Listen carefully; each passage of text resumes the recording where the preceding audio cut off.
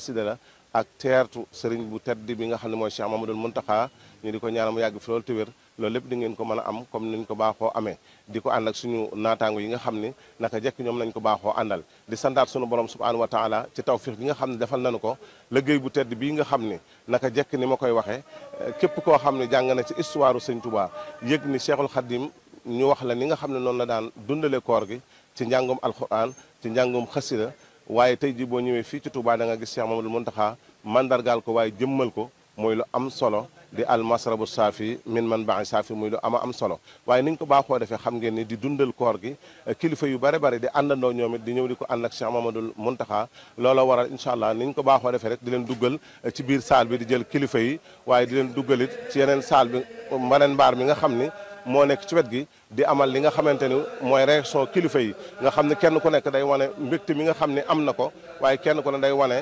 barab bi ni mu doone barabu alquran waaye ni mu doone barabu xasida waaye ni mu doone jokk ak bokk loolu waral saa su nekk nuy ànd ak yéen ci jataay yu am solo yooyu kon ni may def rek mooy damay delluwaat rési ba ci kanam su ko defee lenn ci kilifa yooyu ñu fexee dem ànd ak ñoom séq ak ñoom waxtaan yu am solo yi nga xam ni baaxoon nañ ko am ak ñoom comme ni nga xam ne noonu lañ ko doon amalee ci fan yi jàlle incha allah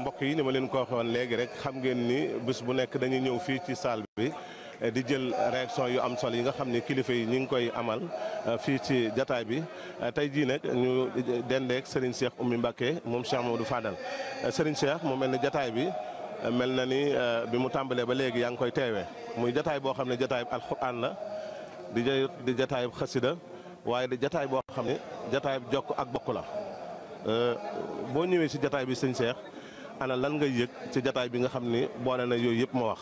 xanaa di sant Serigne Touba bu wér-wér rek te di ko sant moom it nag waaye di ci yëg Serigne bi rek ndax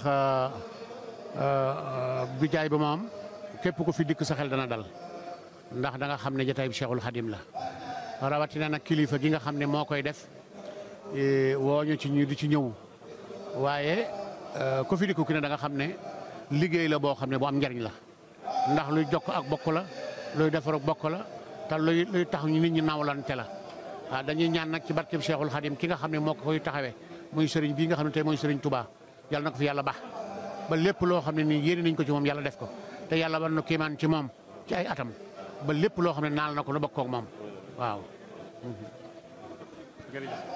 waa kay jërëjëf Serigne Cheikh Oumy ci kàddu yu am solo yooyu nga xam ne andi na ko ñi ko ñaanal sunu borom defal ko tawféex guddal aw fanam lool te wéral ko ci barkeb Serigne Touba kon xam naa damay delluwaat ci rési ba rek ba ci kanam incha allah.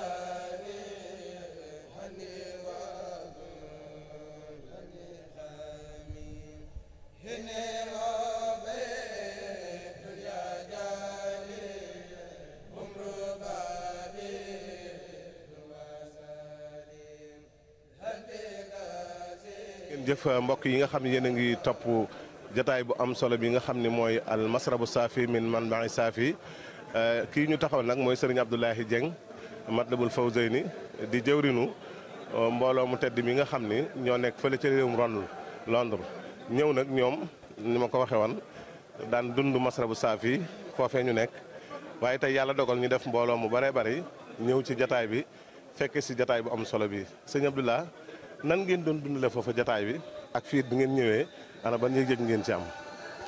barke borom Tuubaa sëñ Koso ñu ngi ziare bu baax di leen sant bu baax di ñaanal Cheikh Mouhamadoul Mountakha mu yàgg fi loolu te wér moom mi waral jotaay bi ñaan suñu borom nangul ñu te gàttanduñu waaw jotaay bi daal niñ ko doon dundee fële daaw nañ ko tàmmale woon bés bu set ñi jàppandi rek teew bu ci kuréel xajee ñu def ko bu ci xajul ñu def ay rajas kenn ku ne di ko kii ñu waajal ay ndogu dundalee ko bés bi yenn yi tamit day doon ay waxtaan ci guddi àjjuma yi ren nag moom niñ ko jàppee ngir mu gën a woyof daayira yi sax dañ ko daan def dimanche waaye dañ koo soppi def ko samedi bu ko defee samedi bee guddi àjjuma ci nañuy dundal masarawa bi fas yéene barkelu ci lii waaw noonu tey mu mel ne am ngeen tawfeex yi ñëw ci barab bi nga xam ne fi la masarabu saafi di xewe ana ban yëg-yëg ngay am rawatina ak mbokk taalibe bi nga xam ne ñoom ngeen àndal jóge foofu Londres ñëw fii ngir fekk si liggéey bu tedd bi. waaw sëñ Koso ñu ngi amuñu benn yëg nag bu dul mbégte gu kawe di ko seeril sëñ ko waa ci teew ci jotaay bii nga xam ne ba ko sëñ bi sosee ba léegi at mu jot ñu am yéene di fi teew ren nag daanaka mat nañu juróomi nit wala juróom benn yu fi dikk rek ngir jokk ci liggéey bi barkelu ci naf di ci fasaale nag mbokk taalibe yi nekk Angleterre yëpp kenn ku ci ne yéenam am na ko teew fii waaye liñ fi yëg daal ñun ni ko sëñ Abdou Hakim Mbacke mi toog sama gannaaw waxee mooy yàllay kase daal am ci yëg-yëgu daal di ci ñaan suñu borom mu doon ak njéggal ci ñun ak gu ndimbalu àdduna ak alaaxira faw barke borom Tuubaa. waa kay jërë ngeen jëf mbokki téléspectateur al Manbahou Safi jërëjëf sëñ Abdoulahi Fawzayni ñu ngi lay sant bu baax di la gërëm xam naa kon ma jox la rek kàddu yu mujj.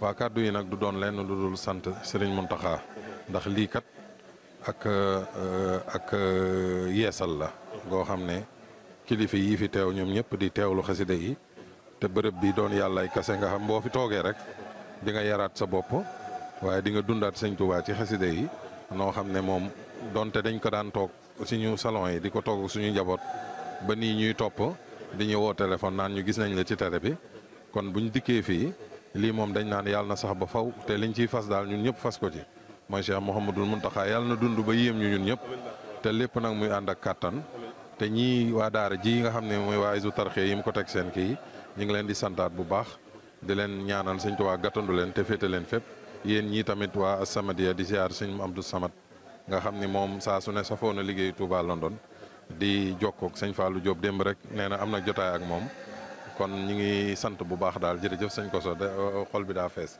jërëjëf Serigne Abdoulahi Dieng mooy jëwrinu Touba Londres ñu ngi koy sant bu baax di ko gërëm waaye du nuyu suñu baay suñu magum taalibe Baye Fallou Diop ak mboolem mbokk yi nga xam ne ñëpp jóge nañ foofa ñëw teew xam naa kon mbokk yi téléspectateurs yi ñu ngi leen di nuyu baax fu mën a nekk rek ndax niñ koy waxee fu waay mën a nekk sa xol ak sa xalaat yëpp mi ngi ci barab bu tedd bi kon xam naa damay delluwaat rési rek ba ci kanam incha allahu taala.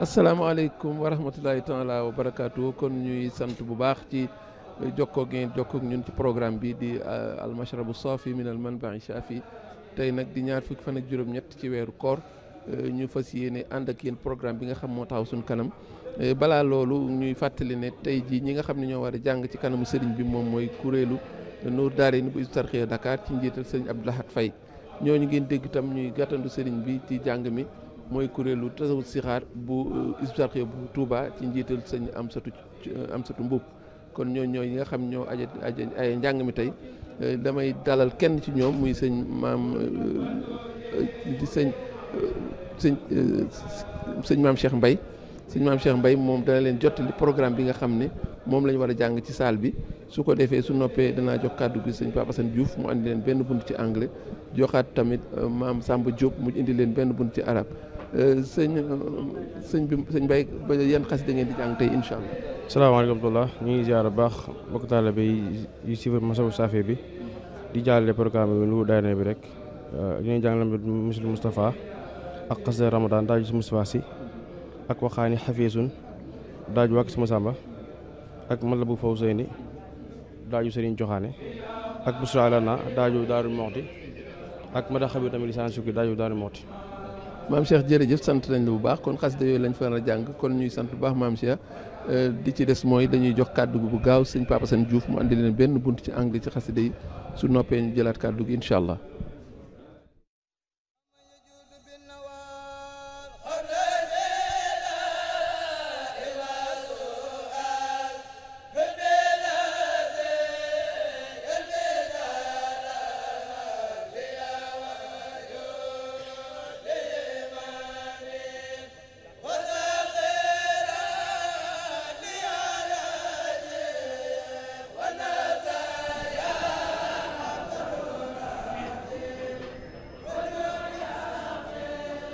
Bismillahirrahmanirrahim. In the name of Allah, the Clement, the Merciful. Peace and blessing be upon His Messenger Muhammad, his family and his companion. Long life to Sheikh Muhammad al-Muntakha Mbacké, the General Khalif of the Murid community. Faithful viewers of Al-Mashrabu Safi min al-Manbahi Safi, the pure fountain emanating from the healing source. Good afternoon again. Today I have to continue what I started yesterday. It is to tell about one of Sheikh Ahmadou Bamba's literary production. Yesterday I took Ala Inani Usni, that poem, as I said, which is a jihadiya poem, a jihadiya khasida, meaning a khasida written by the Sheikh during the exile. And precisely it was written during the Ramadan month. As the Sheikh said in the preamble, بِحَقِّ شَهْرِ رَمَضَانَ الَّذِي أُنزِلَ فِيهِ الْقُرْآنِ. That was in the introduction of the poem. That showed that it was written during the Ramadan month. And I told also that it is a poem of 32 verses in the Tawil metric, fahulun mafahilun, fahulun mafahilun. And to come back to the circumstances, Sheikh Ahmadou Bamba himself told to Serigne Mouhamadou Lamine Diop Dagana what was the cause, what was at the origin of this panegyric. He told him that when he was there in the military camp in Gabon with the colonizers, the French colonizers as in exile, there was someone who did a promise to him, who told him that I will give you a bottle of musk. It is a kind of how can I say it? He promised the Sheikh to give him a bottle of musk, a bottle of perfume. Okay, I'm sorry. And that same person also did the same promise to another one. It is he wanted to give the Sheikh and the other person bottles of perfume. But days after, he did not fulfill, he did not respect his promise.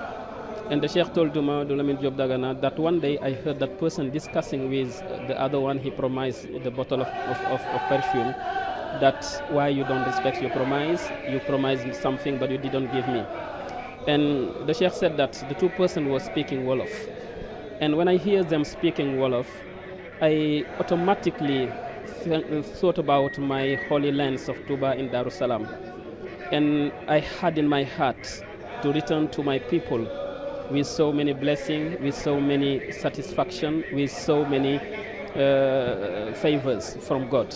That was really the origin of that poem. And this is also in the introduction. The Sheikh said, وَبَشِّرِ الْمُسْلِمِينَ وَالْمُسْلِمَاتِ بِلِقَائِي وَرُؤْيَتِي وَسَمْهِ رُجُوهِ إِلَى دَارِ السَّلَامِ وَالتُّوبَى بِلَا مَشَقَّةٍ وَلَا تَسَبُّبٍ مِنِي آمين يا رب العالمين. You, my Lord, I want you to make my return to Touba in Darussalam with favors, with benediction, with blessing to those people who met me when I return. Those people who heard that I am back, that they should take profit of what I have brought to them. This is really the circumstances which made Sheikh Ahmadou Bamba write this poem, Ala Inani Usni. In the preamble also, there are two important names of God, Ya Hayyu, Ya Qayyum.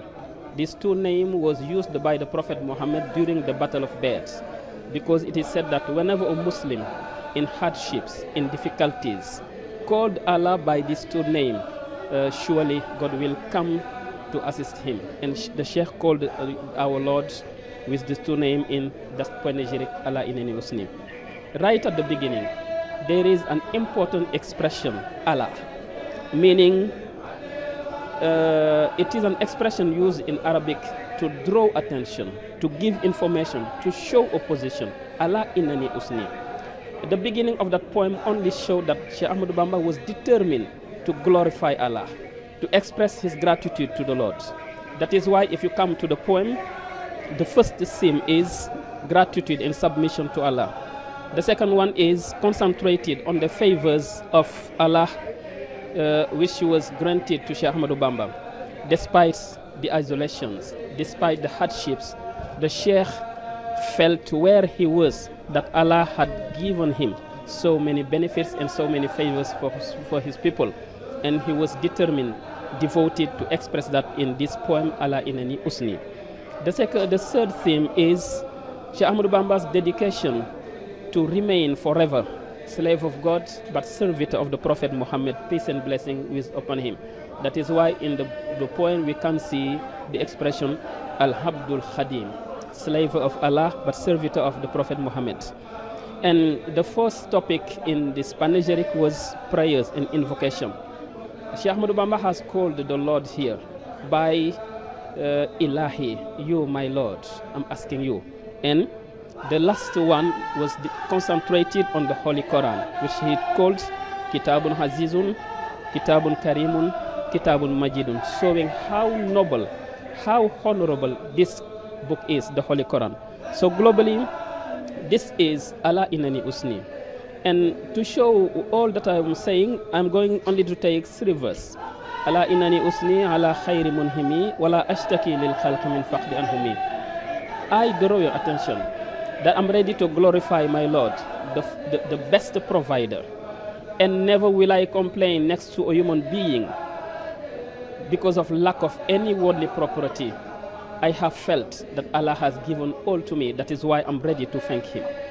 Man zannani fi khurbati zata zalzulin ila ghayri muhnin wasihin fahuwa qad hami.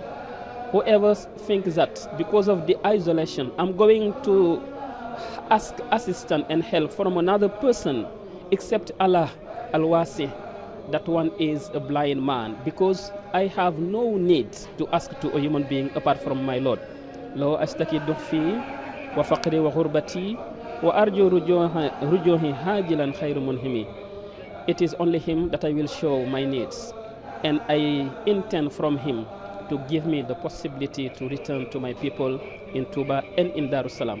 So globally, so as not to be long, this is Ala Innani Usni, a poem written by Sheikh Ahmadou Bamba during the exile. I'm going to stop here and give to my fellow brother Mam Samba of the Arabic desk. Thank you and have a nice day again.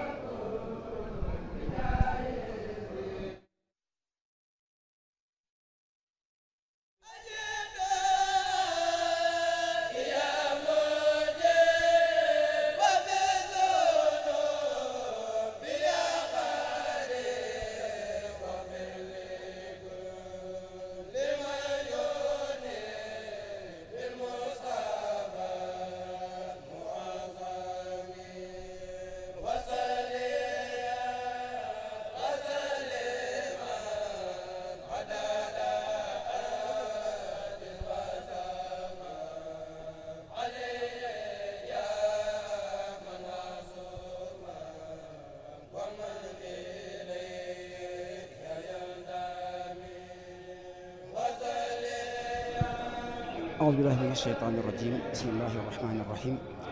الحمد لله رب العالمين، والصلاة والسلام على أشرف الأنبياء والمرسلين سيدنا ومولانا محمد المكين وعلى آله وصحبه الغر الميامين ومن تبعهم بإحسان إلى يوم الدين. وبعد، أوجه إلى السادة المشاهدين أسمى التحيات وأزكاها، وهي السلام عليكم ورحمة الله تعالى وبركاته. وأخص بالذكر الخليفة العامة للطائفة المريدية الشيخ محمد المنتخى مكة، أيده الله ونصره وكمل نياته وأمنياته. وحتى الآن ما زلنا في سلسلة الحلقات المختصة بقصائد الشيخ أحمد بامبا رضي الله عنه، التي نحاول تسديد الضوء فيها على حسب ما أمكن واتسع من الوقت. لهذا اخترنا لكم اليوم قصيدة نطلعها من ظنني خير خديم المصطفى، وقد ألفها الشيخ أحمد بامبا في بحر الرجز، وعدد أبياتها 14 بيتا. أما من حيث الموضوع فالقصيدة متعددة المحاور، فيها تصريح الشيخ الخديم بموقفه من خدمته للنبي صلى الله عليه وسلم بالسنة الغراء، ومبينا أن كل من اعتقد غير هذا في حقه فقد ضل عن سواء السبيل، وأنه لا يكد ولا يمل من هذه الخدمة إلى يوم دخوله الجنة التي هي دار النعم والولد. ولمثل هذا يشير في البيتين الأولين: من ظنني غير خديم المصطفى فإنني أخدمه بما اصطفى، أخدمه إلى دخول الجنة دار القرار والمنى والمنة. وفي القصيدة أيضا ذكر بعض المناقب التي خصه الله بها من خدمته للنبي صلى الله عليه وسلم بالمدح والصلاة والتحدث بعد النعم والثمرات التي جناها من تلك الخدمة. وقد بين المؤلف في هذه القصيدة أن جميع أولياء الله، وخص بالذكر بعضا منهم الشيخ عبد القادر الجيلاني، أبو الحسن الشاذلي، والخلفاء الأربعة وملائكة المقربين، اقتداء برضا النبي صلى الله عليه وسلم له، فاعترفوا بسبقه وعلو مكانته فرضوا عنه، وذلك فهو مستغن عن رضا غير هؤلاء. وهذه الأبيات التالية توضح ذلك. وقال أيضا: رضي عني سبطه الجيلاني عليه رضوان الذي أعلاني، رضي عني سبطه أبو الحسن عليه رضوان يخلد الحسن، رضي عني سبطه التجاني عليه رضوان مبين جاني، رضي عني الخلفاء الأربعة حزت رضا المخربين المطبعة. وبالجملة فالقصيدة يظهر فيه الشيخ حبه الصادق للنبي صلى الله عليه وسلم، وأن غايته القصوى هي كونه خادما له. وفي الختام ينوه برضا النبي صلى الله عليه وسلم وجميع أولياء الله. وآخر دعوانا أن الحمد لله رب العالمين. والآن نرد الكلمة لسيد البشر لهذه الجلسة. والسلام عليكم ورحمة الله.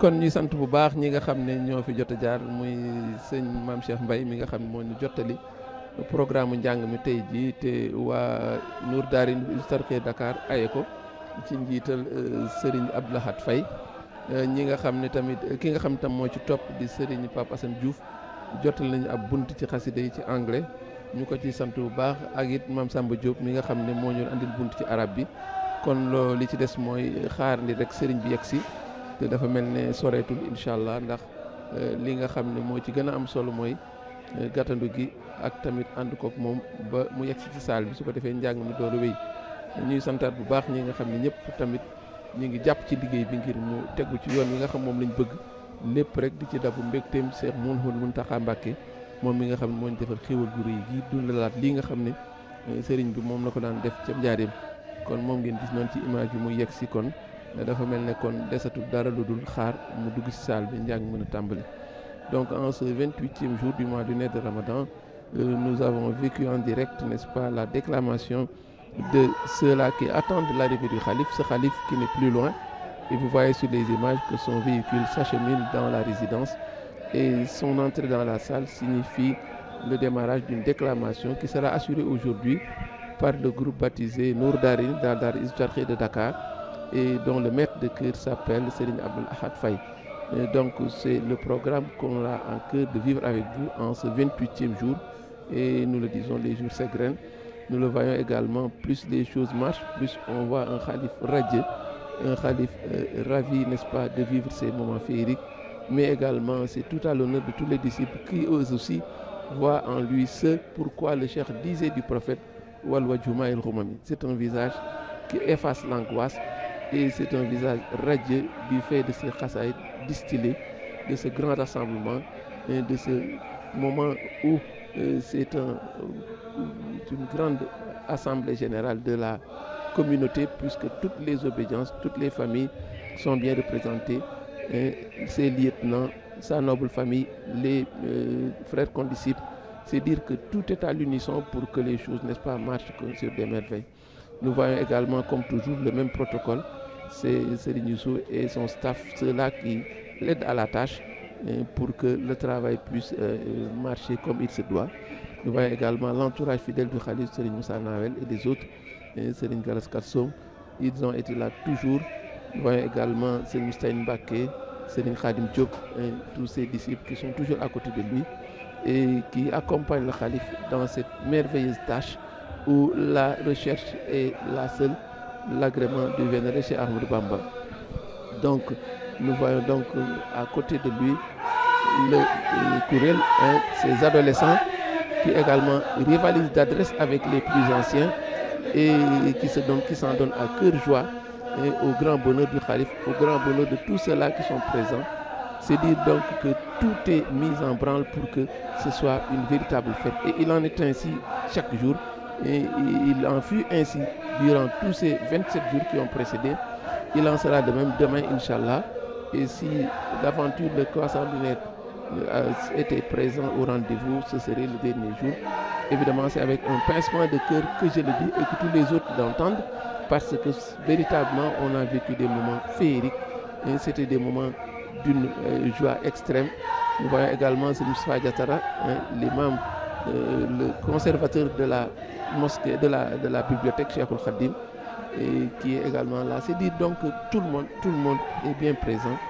C'est un véritable rassemblement, c'est une revue de troupes. Et je disais, c'est également un moment de contrôle de qualité avec ce khalife concentré sur chaque lettre, sur chaque mot, sur chaque vers, sur chaque écrit que distille le groupe à l'honneur. C'est dire donc que vraiment c'est un moment qui est inoubliable et qui est marqué dans l'agenda du Ramadan ici à Touba. Et il est heureux que les choses se passent ainsi. Il faut lui souhaiter, n'est-ce pas, le plus grand bien, mais également une très longue vie, une très bonne santé à ce khalife qui chaque fois met en branle des programmes qui sont de nature à revigorer la foi. Il l'avait dit le 17e du Ramadan, tous ces rassemblements, toutes ces activités, mais concourent vers une seule destination, vont dans un seul sens, c'est revigorer la foi. Parce qu'il est une réalité que la foi, elle peut régresser, puisse Dieu nous en préserver, mais également elle peut être boostée. Et c'est dans ce programme que le khalife est, et vivement donc que nous le vivions avec lui pendant encore des années et des années, Inch'Allah. Wassalamu alaikum wa rahmatullahi wa barakatuh. Nous allons donc sans plus tarder rendre l'antenne et vous laisser suivre ces déclamations, et parce que vraiment c'est ce que tout le monde attend, Inch'Allah. Ensuite nous reviendrons sur un autre khassida, comme ça c'est fait en anglais et en arabe. Nous allons le faire et nous allons suivre ces déclarations-là.